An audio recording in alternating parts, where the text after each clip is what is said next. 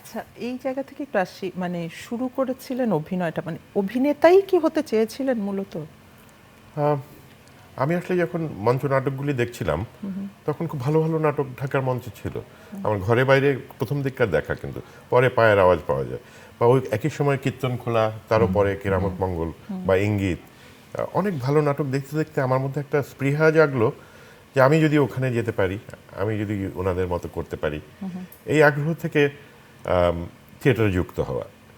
এবং ওয়ার্কশপে তো প্রচুর বকা খেতাম, বিশেষ করে জামিল ভাই, জামিল আহমেদ আমার শিক্ষক, তারিক আনাম খান আমার শিক্ষক, মামুন ভাই তো, মামুন ভাই বা ভাবি, ওনারা তো হাতে ধরে শিখিয়েছেন আমাদের। কিন্তু আমরা খুব ভাগ্যবান যে আমি ভালো শিক্ষকদের পেয়েছি।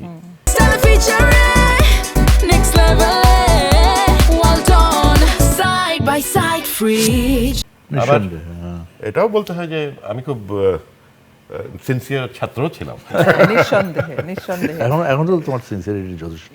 নিঃসন্দেহে, কারণ আমি একদম লেটেস্ট ইয়েটা বলি, একটা টেলিভিশনের জন্য একটা নাটক লিখেছেন, মা সেটাতে অভিনয় করছেন, ওনার লেখা।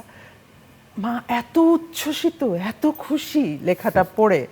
তো সেই জায়গাটায় মনে হয়েছে যে পুরো পথ চলাটা উনি কোনো সময় নষ্ট করেননি, যেখানে যা পেয়েছেন সব কিছুকে ধারণ করবার চেষ্টা করেছেন। আরিফ খান বললো যে একটা স্ক্রিপ্ট লিখে দিন, তাই বললাম যে কাদেরকে নিয়ে ভাবছেন বাকি, তখন উনি ফেরদৌসী মজুমদারের কথা বললেন। তাহলে ওনার জন্য তো আমি যে কোনো স্ক্রিপ্ট লিখতে পারবো না, আমাকে সময় দেন।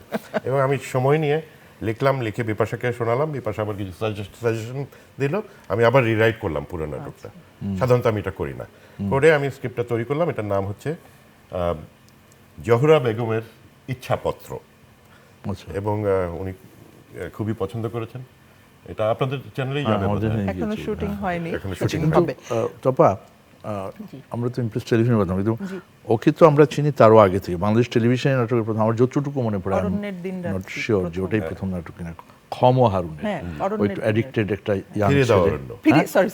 ফিরিয়ে দেওয়া অরণ্য। হ্যাঁ, ফিরিয়ে দেওয়া অরণ্য। হ্যাঁ, ফিরিয়ে দেওয়ার অরণ্য অসাধারণ নাটক ছিল। তো ওর যে অভিনয় দেখলাম সেই সময় প্রথম তো টেলিভিশনে ওকে দেখলাম, তার আগে তো মঞ্চে দেখে টেকিনি। তো আমরা তো তখনই বলেছি এই ছেলে তো দারুণ সম্ভাবনা একটা ছেলে হবে, অসম্ভব সুন্দর একটা ড্রাগ এডিক্ট। তখন বাংলাদেশে ড্রাগ এডিকশন কেবল শুরু হয়েছে সেই সময়টা, খেয়াল আছে? এবং আমাদের বইটা খুব বেশি ছিল, সেটা খুব চলতো। এবং ওই নাটকের পরে আমাকে সন্দেহ করা শুরু করলো সবাই, এই ছেলে তো এডিক্ট। তো ভালো অভিনয়ের ট্রু। আমি সেটাই বলছি যে অভিনয়টা এত অসাধারণ ছিল, একটা অ্যাডিক্ট ছেলের জাত যেরকম করে, হাব ভাব, ধরন পুরোটাই ওই নাটক দেখে খুবই আমরা। তো ওখান থেকে আপনি এখন লেখালেখি করেন, পরিচালনার কাজ করেন, সেট ডিজাইন, সব কিছুই করছেন। ভালো লাগে সত্যি কোনটা করতে ইচ্ছে করে?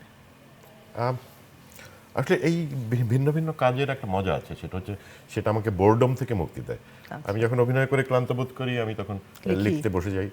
আবার যখন রাইটার্স ব্লক হয় তখন হয়তো বানাতে চলে যাই। পরিচালনার তো একটা মজা আছে, সবাইকে কমান্ড করা যায় নিজে কম কাজ করে। কম কাজ করে পরিচালনায় সবচেয়ে বেশি কাজ করতে হয়, সবচেয়ে বয়স বেড়ে যায় একটা পরিচালনার মধ্যে দিয়ে। আমার একটা স্মৃতি বলি, জাহানারা আন্টি আমাদের অভিনেত্রী, সিনিয়র অভিনেত্রী, উনি আমাকে, আমি যখন প্রথম পরিচালনা করলাম, বলে তুই এটা করছিস কি, তোর তো চেহারা নষ্ট হয়ে যাবে, তুই কেন ডিরেকশনে যাবে? একদম ঠিক কথা বলেছেন, ঠিক কথা বলেছেন।